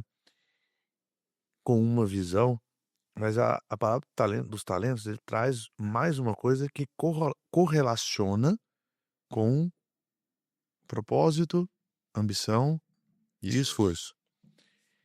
Porque a parábola dos talentos ela traz uma transformação de uma forma como a civilização enxerga as aptidões, né? Então, assim, não importa o que você tem de valor, aquilo que você é bom em fazer, importa o como você faz aquilo, né?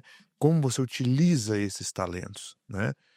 A gente tem inúmeros exemplos de pessoas super talentosas que não performam, né? E o esforço é exatamente isso, né? É o como. É o como. Então, assim, isso eu acho que é justamente a conexão entre o ensinamento de Cristo com a implementação disso em valores claros para o time. Então, nós estamos falando de estratégia conectada com espiritualidade. Perfeito, perfeito. Isso para mim nunca vai estar desassociado, né? Legal. Mas esse é o grande diferencial. Isso. Porque é visão de propósito. Aí você tem uma visão de propósito, claro, né? Eu lá na empresa, eu já tive momentos diferentes, né? Então, eu tive momentos na empresa em que eu tive grupo de estudo bíblico dentro da empresa, onde eu tive discipulado com parte da equipe. E hoje, a empresa cresceu e tem demorado muito tempo. Eu tenho ritos, né, onde eu compartilho a minha visão, né, e eu falo visão espiritual mesmo, aplicada para o dia a dia, mas o foco é viver o que a gente fala, né? Então a gente vai ser perfeito. A gente teve um episódio, né, Não é sobre isso, né? até um episódio da pessoa que falou assim, mas como é que a empresa tem princípios cristãos e tal, e demite? Claro, mas assim, sem nenhum problema. Por quê? Porque você tem uma relação de compromisso, de entrega, reciprocidade. A própria parábola dos talentos que você citou, exatamente. Exatamente. Então, assim, a gente precisa entender que há responsabilidade, né? Sim. E quando a gente entende isso, a gente vai empilhando um conhecimento que precisa ser praticado, né? A grande questão do empreendedorismo como um todo, da cultura, é que a gente esquece que não é pensamento, é prática. Agora, se eu não tiver convicção de crença, a minha prática fica vazia. E aí o link aqui é esse. Porque olha só, eu posso entender todas são as melhores práticas e colocar isso no dia a dia. Mas se eu não tiver por trás disso a crença, a convicção do que eu estou fazendo, e é independente da religião de qualquer um, ou independente, cara, convicção. A convicção ela pode estar associada até mesmo ao ateísmo. O ateísmo, pra mim, é o cara que mais tem fé na face da Terra. Mais convicto do que ele. Não existe fé maior do que acreditar que não existe nada. Não tem fé maior do que essa. Ele tem um esforço muito grande pra mim, esse é o maior esforço de fé que existe. Mas ele tem uma crença. Se ele tiver essa crença, cara, ele vai se apegar a alguma coisa e vai colocar em prática. Mas eu nunca conheci um ateu que na hora do aperto ele não falou, por favor, ajuda. É difícil. O avião tá caindo, Na hora do aperto, meu amigo. Então, assim, se você consegue conectar, né, essa base de crença firme com a prática, aí você consegue sustentar. É o que eu falo, o porquê que sustenta o como. Sim. É o porquê que sustenta o como. Se eu não entender o porquê, cara, no como, na hora que o pau quebrar, pau cair a folha, como os antigos falavam, né? Você não aguenta, cara. Exato. Você não aguenta. Vão mais. Não só o porquê, mas o quê. Não é só o porquê, mas o quê mesmo. O que você tá entregando, né? Engraçado, você falou a palavra. O próprio agir, o próprio conceito, a própria essência do que você está fazendo, né? Porque quando você coloca um porquê, então um propósito, é um direcionamento. E no final, o direcionamento é sempre em busca de um retorno a uma inteireza que é o próprio pai. Uma entrega, né? Uma entrega associada. exatamente. Okay. Então, assim, essa responsabilidade, tudo isso quando você falou assim, a busca, então você quer que a gente seja perfeito? Não, porque perfeição só existe em Deus. E se Deus está inserido e existe uma perfeição inserida, não existe mais nada. Porque a gente só existe na ausência de perfeição. Mas é o caminhar, é o buscar sempre um caminho em busca de atingimento da perfeição que se tem com o retorno para o Pai. Então é esse o conceito. A hora que a pessoa consegue entender isso, o mundo transforma. Por exemplo, justo. Justo vem, quando você pega a etimologia, você vai, por exemplo, para ius, que é direito, né? Então, a pessoa, que é a nossa matriz latina. Então, a primeira pessoa fala assim, se é justo, se eu tenho direito se eu tenho. É, é, é, é uma coisa muito mais de pertencer a mim, Uhum. né? Mas, na verdade, mais do que isso, se você puxa a matriz hebraica, é tzadik. Justo quer dizer retidão moral.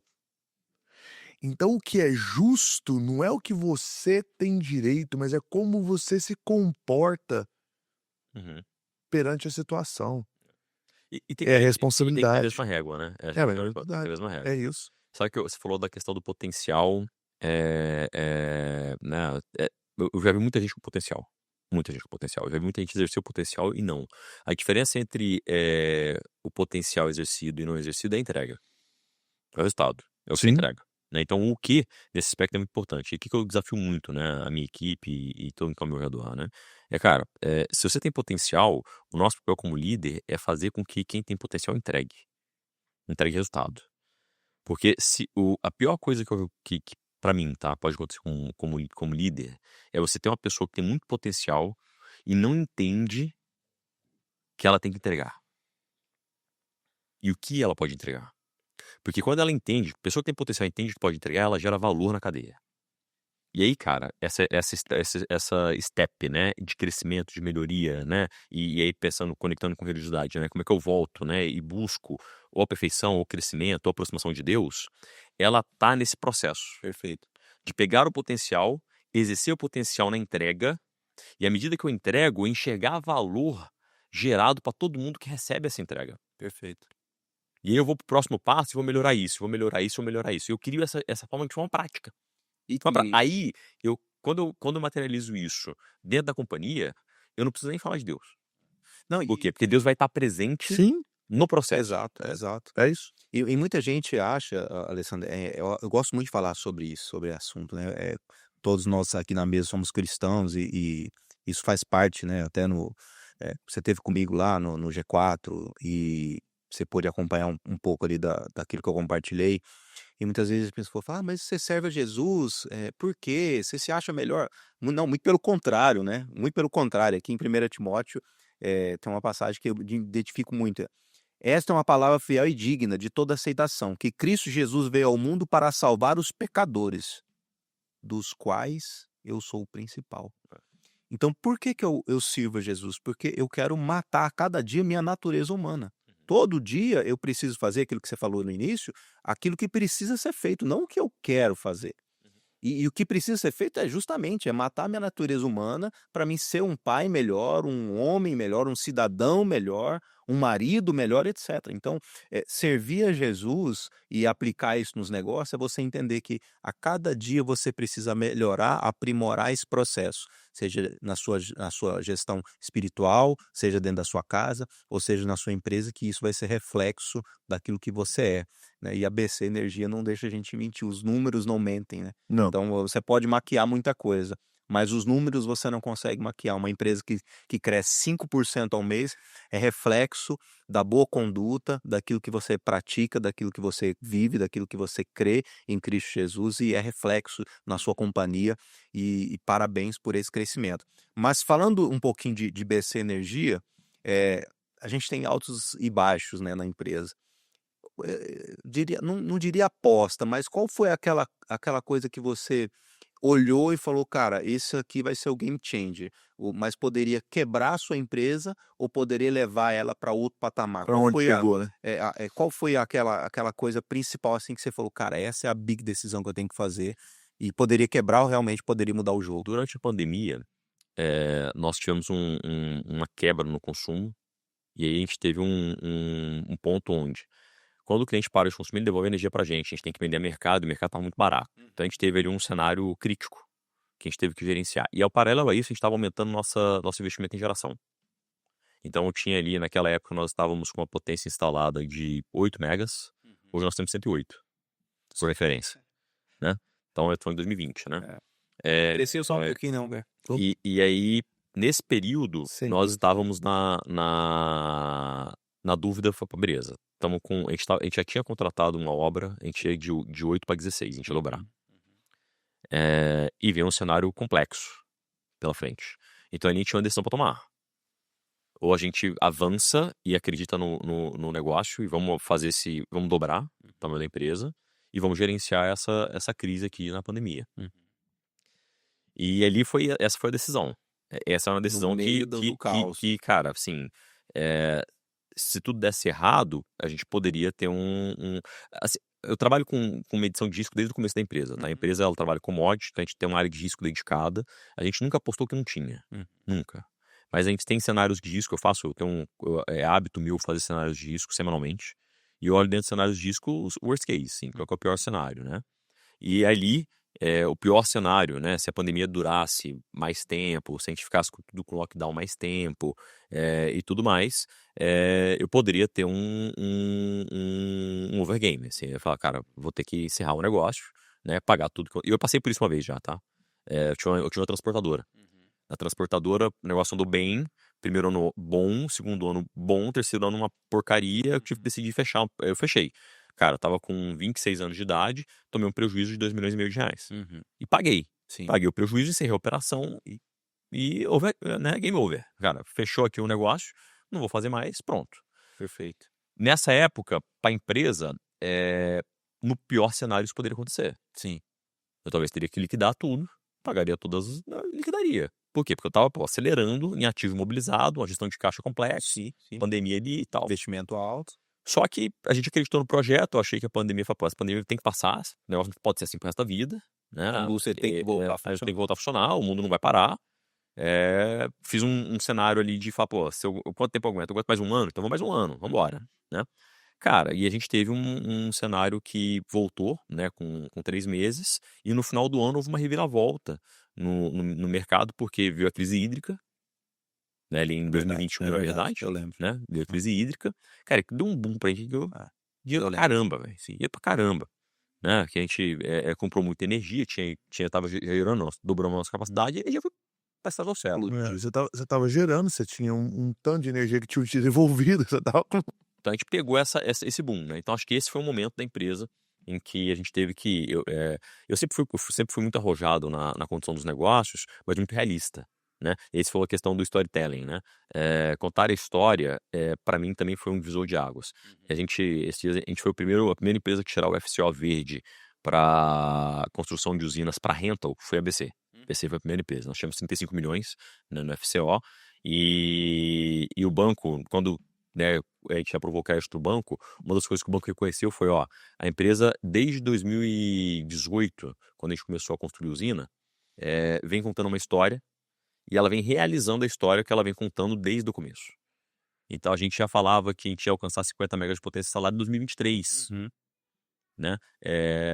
E depois, em 2022, a gente falou que ia chegar em 100 megas instalados em 2025. Cara, e a gente foi fazendo, foi cumprindo e foi acontecendo, e a coisa saiu exatamente. Então a gente não só contava a história, como voltava pra mostrar o que tinha Fazer sido os feito checks ali. em coerência com o que a gente tinha contado. Teve desvios? Teve. Mas a gente voltava e falava, aconteceu isso, não saiu como planejado, a gente teve que mudar aqui, adaptou ali e tal. E a gente sempre gerou um relacionamento muito forte com os stakeholders, né? Então, assim, quem são os principais players que a gente precisa prestar contas? Ontem eu estava no evento de governança corporativa, e o pessoal fala, pô, governança cooperativa é um negócio meio abstrato, né? Fala, cara, é muito simples. É responsabilização e prestação de contas. Ponto. Perfeito. O que é governança cooperativa? Cara, responsabilização e prestação de contas, amigo. Você mostrar que você é responsável pelo que você faz e você prestar contas do que você faz. Se você faz isso, você tem governança cooperativa. Posso ter balanço auditado, posso ter conselho consultivo, posso ter conselho de administração, posso ter reunião anual de apresentação de... São ferramentas. Tal, ferramentas, comitês internos e tal. Tudo isso são as ferramentas para você fazer exatamente a entrega da responsabilização e prestação de contas. E aí, a história, toda história para dar certo, né, ou para ser convincente no final do dia, toda história só é convincente quando você tem responsabilização e prestação de contas. Que gera credibilidade. Exatamente. Bom, Alessandro, a gente sabe que empreender no Brasil não é fácil. E muitas vezes o empreendedor ele está numa cadeira muito solitária, na tomada de decisão, na estratégia, no pensamento. E, bom, nós estamos em comunidade, né? Nós participamos da mesma comunidade de empresários. Hoje o G4 Club ela é considerada uma das principais e maiores comunidades de empresários do Brasil. Ali nós temos grandes nomes, grandes referências, pessoas que eu admiro, você admira em conjunto, que são pessoas que estão movendo a máquina, né, do mundo. E eu quero que você fale para mim, na sua visão, qual que é a importância de estar em comunidade, né? A Moai aqui em Brasília, Goiânia, trouxemos a Moai para Goiânia justamente por acreditar nesse modelo de comunidade. Hoje nós somos a principal e maior comunidade do Centro-Oeste, então estamos mais de 800 membros ativos, lutando pelo empreendedorismo, né? Ajudando os empresários na tomada de decisão através dos nossos produtos, conselho estratégico, enfim. Mas eu vejo que muitos empresários ainda não despertaram para isso, que eles olham assim, é mais um grupo de network, vou sair de casa, vou deixar minha família, meu filho, e vou lá num evento de network, não vou fazer isso. E quanto dinheiro esse cara tá deixando na mesa, quanta oportunidade ele tá deixando na mesa, e eu não tô falando só de dinheiro, eu tô falando de crescimento pessoal e em comunidade e até mesmo espiritual, porque, por exemplo, eu te conheço de lá e eu admiro você como um empresário, mas admiro muito mais a pessoa que você é, pelos princípios cristãos que você coloca na sua rede social e você deixa muito claro isso. Isso é muito bom, porque as pessoas que te admiram, elas admiram você justamente por quem você é. E eu vejo que é uma construção, né, a comunidade ela se conecta com isso. Qual que é na sua visão, esse impacto? O que que a comunidade gera, o que que ela gera de valor para você como marido, como pai, como empresário, como cristão? Legal. Primeiro, obrigado. Obrigado aí pelo reconhecimento.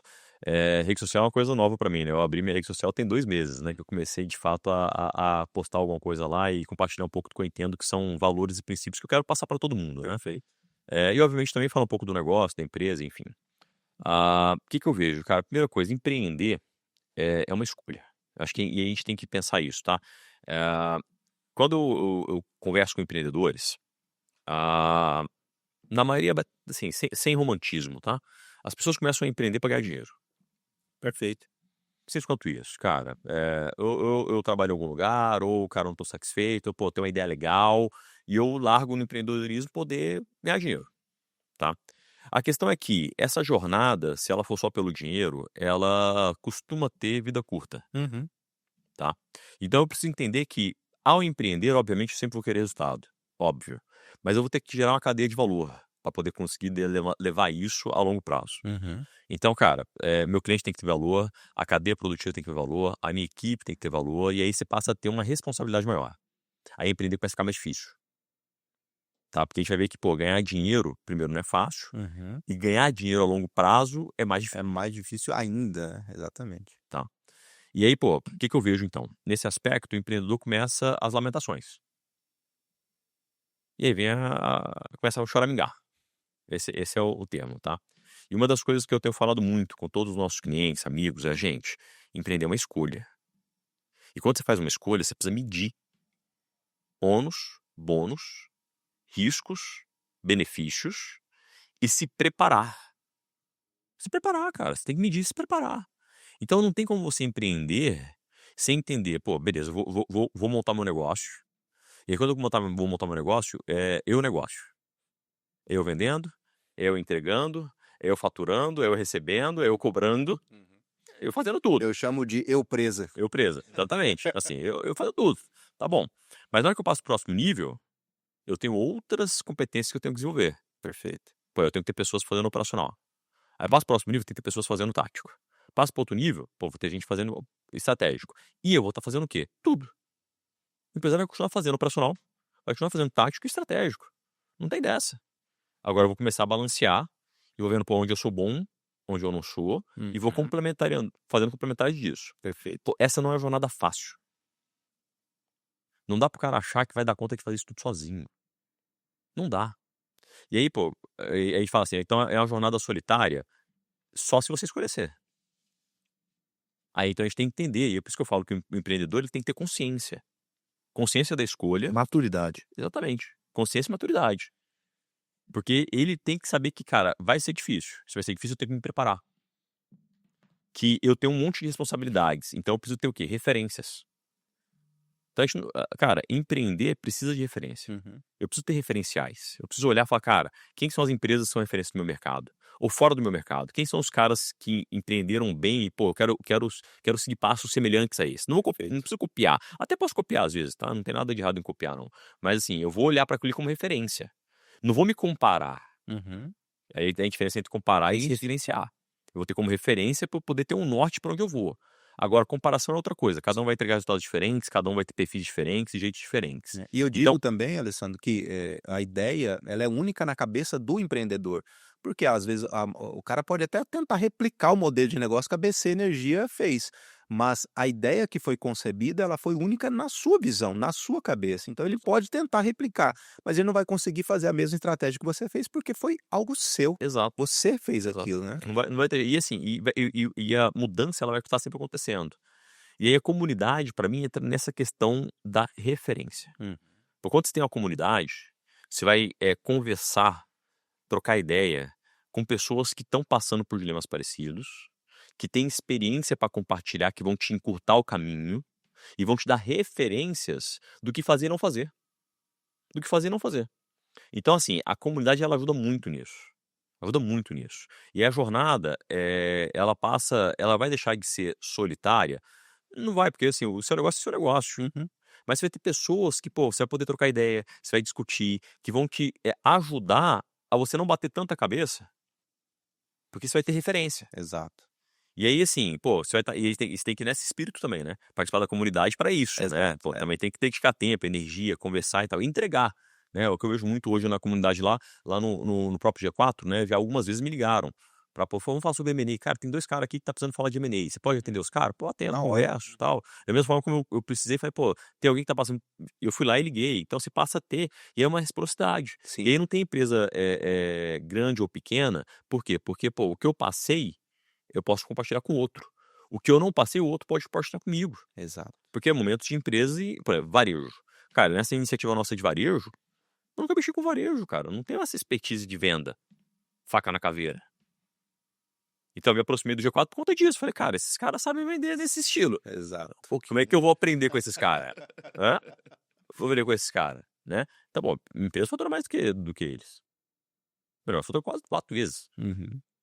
Entendeu? Mas não é sobre. Mas não é sobre isso. E tem outra, minha margem líquida não é. A margem líquida deles é maior que a minha.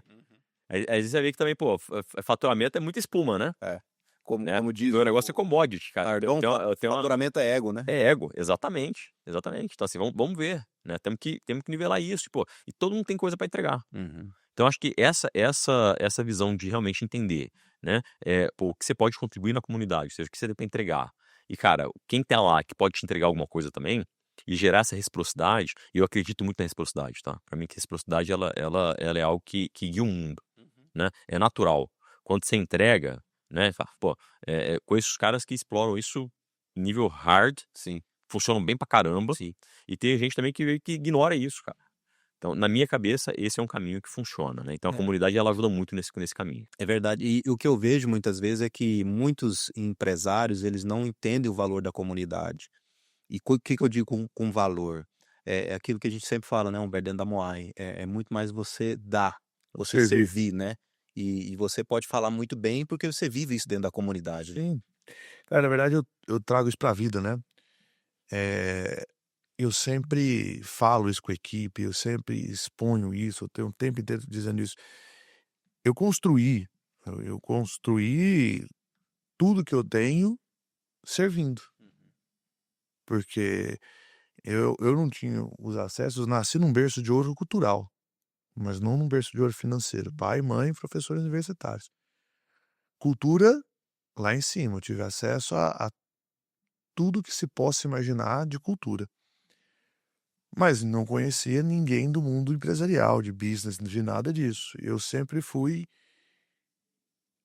conquistando espaço, servindo. O que eu posso fazer, o que eu posso ajudar, estou disponível, estou aqui para ajudar, estou aqui para fazer, estou aqui para somar. E eventualmente os negócios, as coisas foram acontecendo, porque primeiro você entrega e depois você recebe. E aí você vai encontrar o cara que tá ali só para te sugar. Lógico que vai. Só Mas que você... beleza, ele vai ficar pelo caminho também.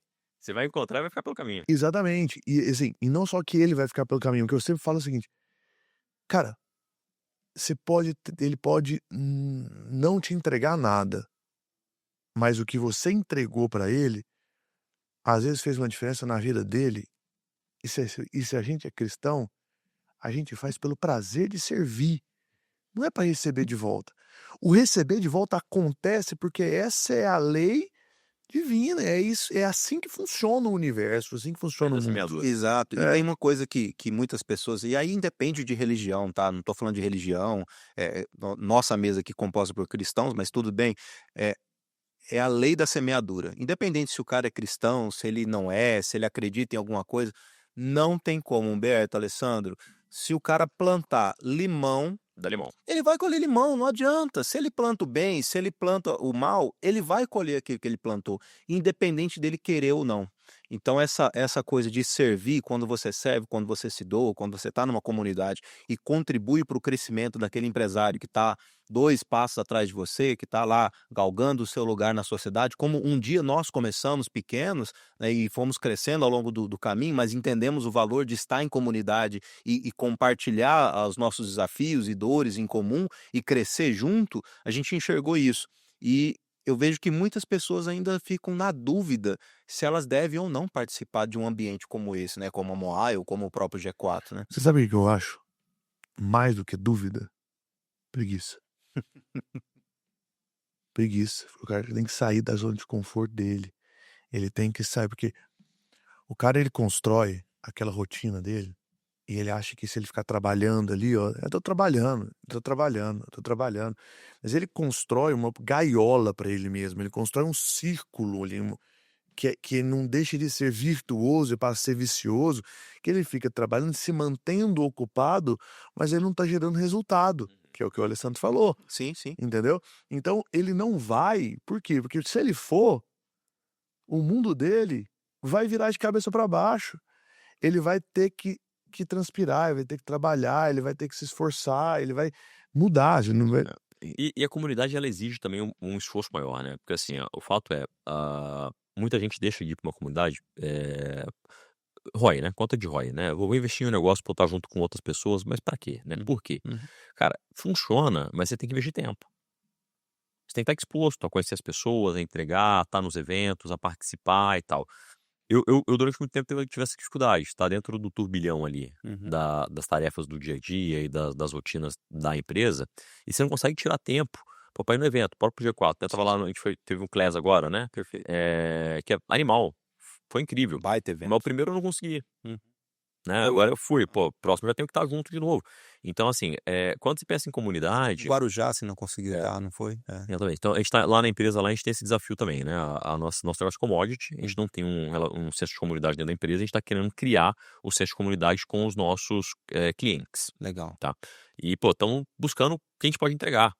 Cara, a gente entende, que eu falei aqui, governança corporativa, né? Uhum. Transparência desculpa, responsabilidade e transparência e prestação de contas. Uhum. Cara, a gente sabe montar planejamento estratégico, já apoiei empresas como conselho para montar planejamento estratégico, montar um plano de metas adequado, pensar num modelo de gestão de pessoas que funcione. Então, assim, a gente tem uma série de coisas que a gente já testou e validou dentro da nossa empresa que a gente pode compartilhar.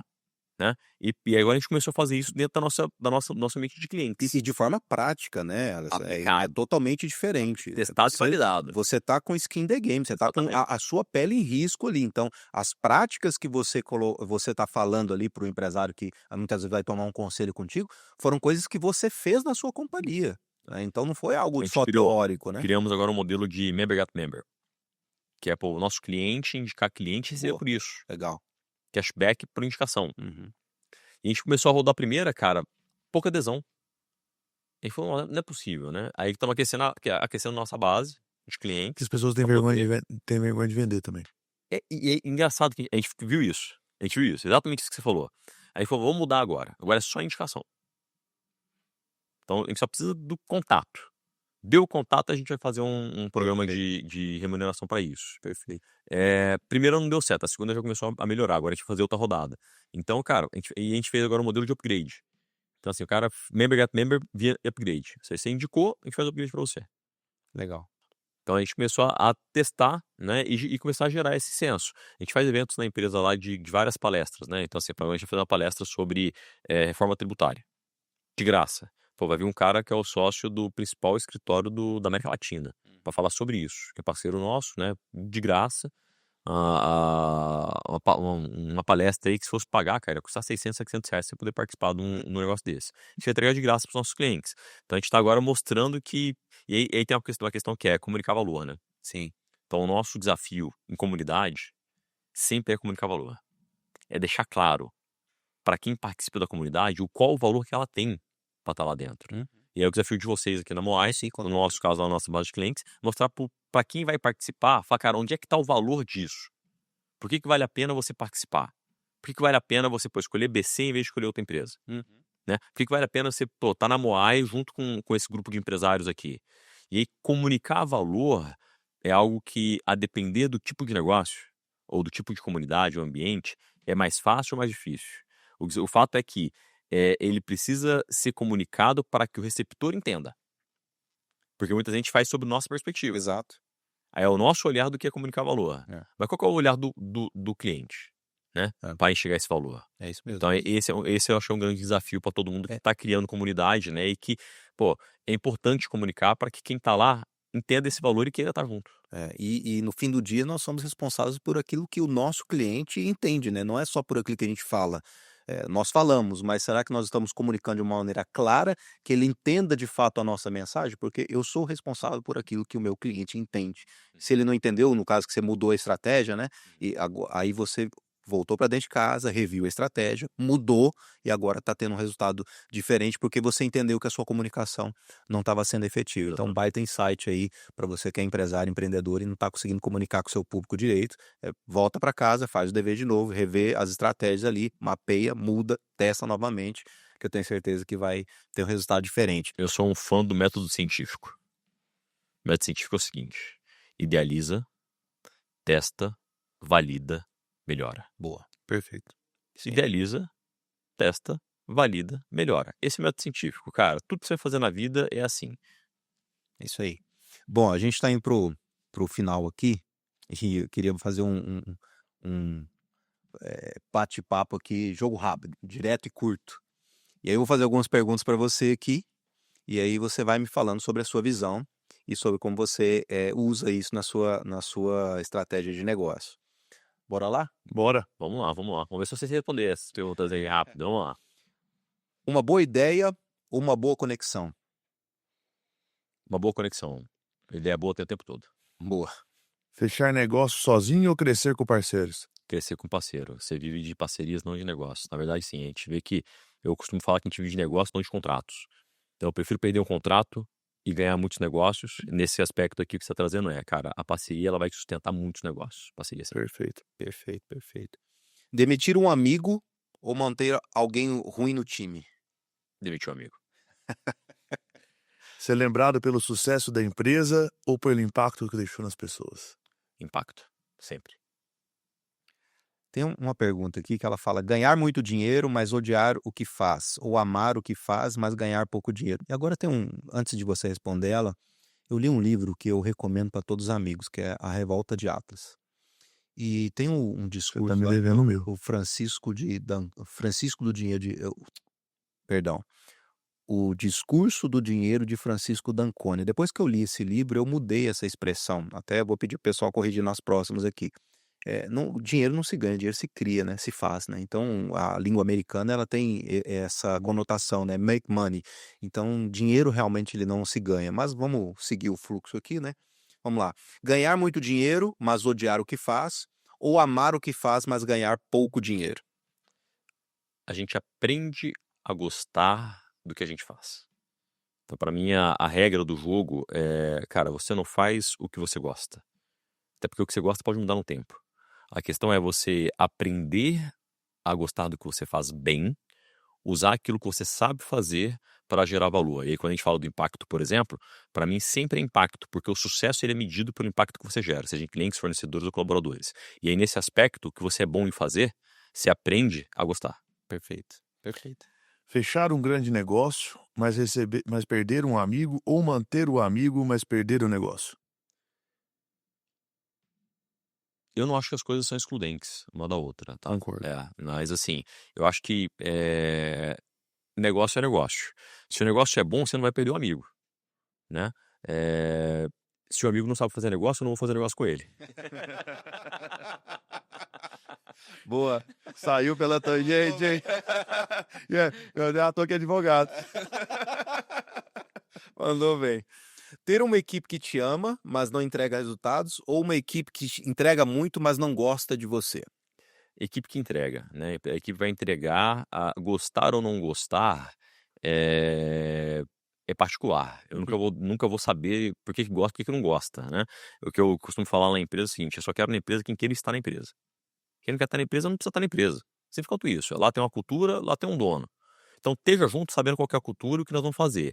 Se você se identifica com isso, esteja aqui dentro. Se não se identifica, amigo, sai. Sempre quanto isso. A empresa não é família, né? Essa é uma coisa que eu tenho lá na empresa, eu falo para todo mundo.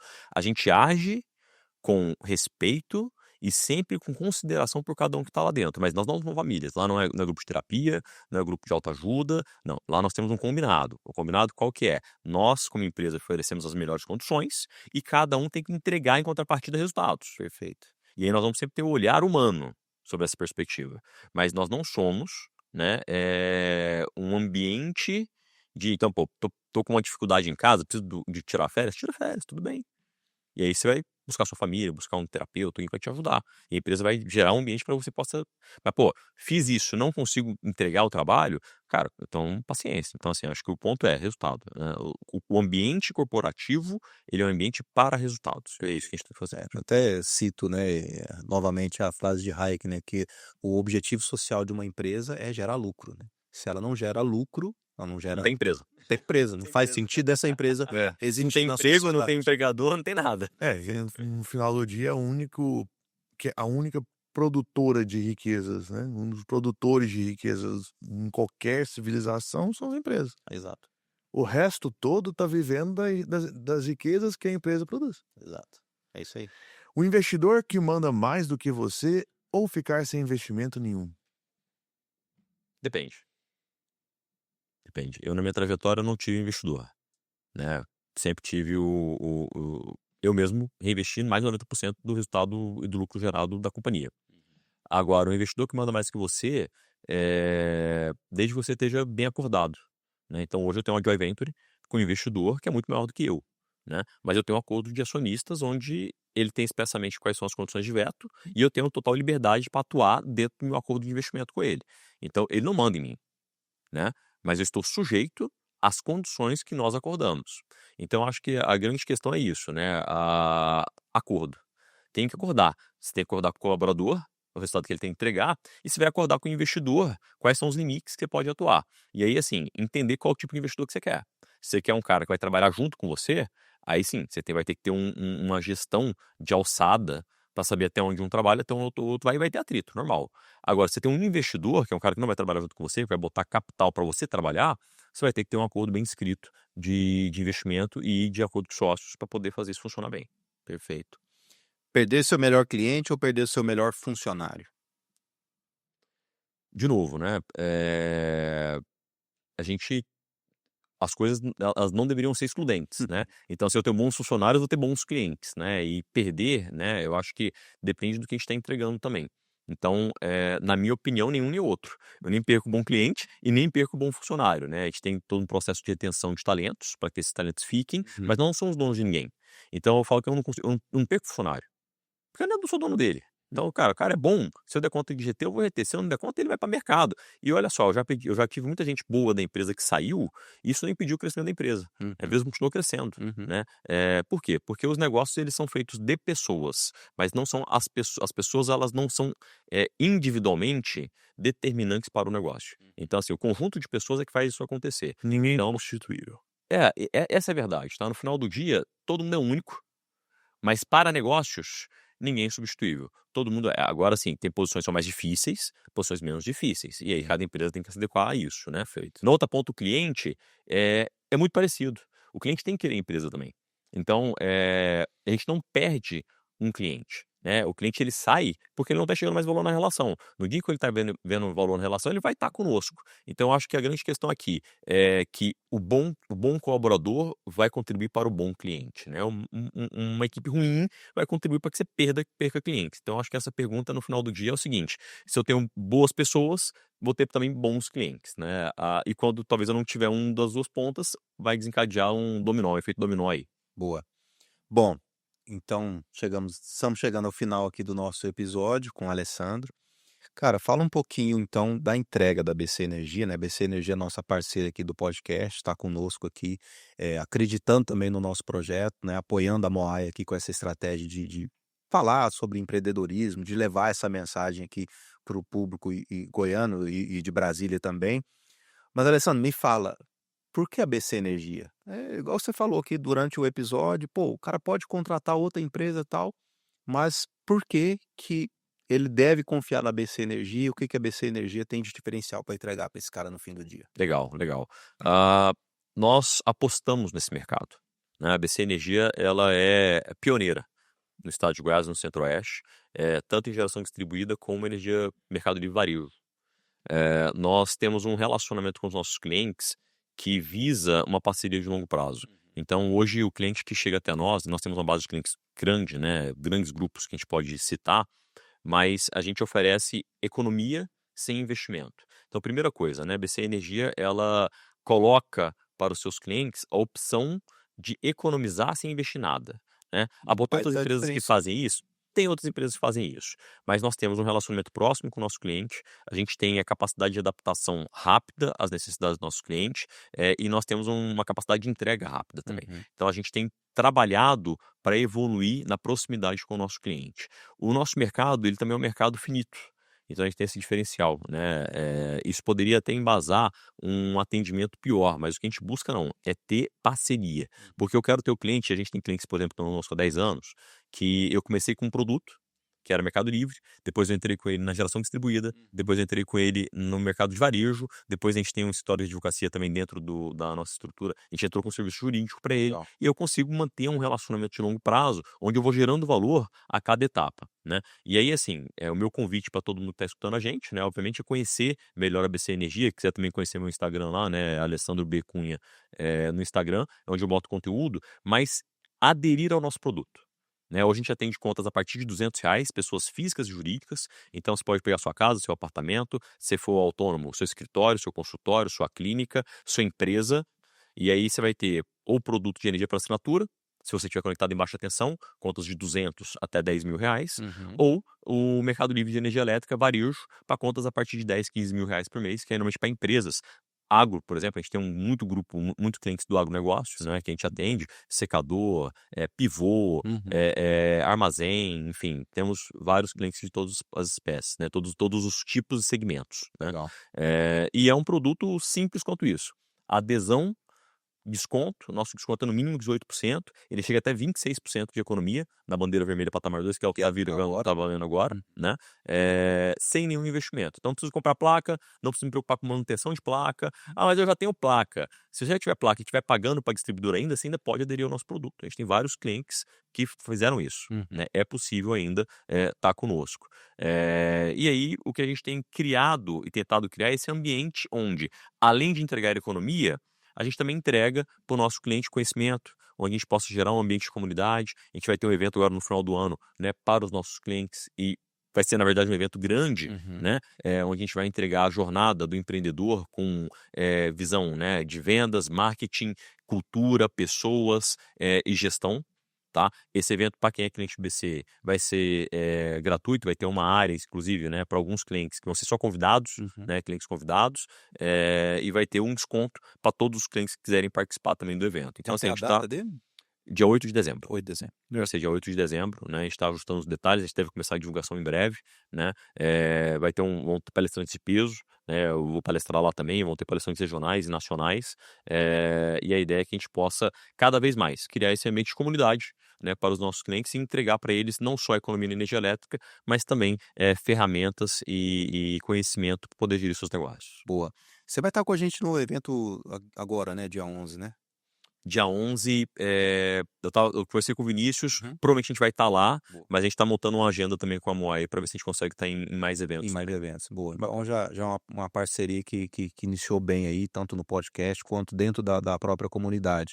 E eu acho que é isso, né, Humberto, que a Moai, ela entrega para o empresário a oportunidade de se conectar com a nossa base, tanto de empresários quanto de pessoas que gostam da Moai, que estão próximos da Moai, que querem conhecer mais também da nossa comunidade. Agora, bola contigo aí. Primeiro, agradecer, né, Alessandro, por toda essa entrega que você teve, todo esse conteúdo, enfim, a gente veio preparado para um papo de empresarial, né, para falar sobre business e acabamos saindo com um belo de um papo espiritual. Então, assim, isso foi muito bacana, foi muito legal. E você falou do propósito, a força, não, é propósito, Ambição e ambição e esforço. Você falou desses três. Mas para você, qual que é o principal valor, né, o que gera o propósito mesmo, assim, é que o valor gera o propósito, né? Então, qual que é o principal valor? Qual que é o seu norte? O que te norteia mesmo? honrar a Deus em tudo que eu faço. Para mim esse é o Sem mais, é o muitíssimo.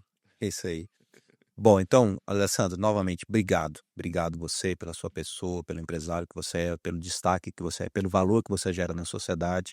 Obrigado pela BC Energia acreditar também no nosso projeto, né? Quero agradecer aqui também o Hub Curta Mais, o Marcelo Albuquerque que nos gentilmente nos ofereceu esse espaço para que a gente pudesse gravar as nossas temporadas aqui. Então, assim, ó, grande parceria que se inicia aqui. Já utilizamos o espaço para fazer um evento do mercado imobiliário. Foi muito Podemos desenvolver também. Não, foi muito bom aquele Muito evento, legal. a galera pedindo mais.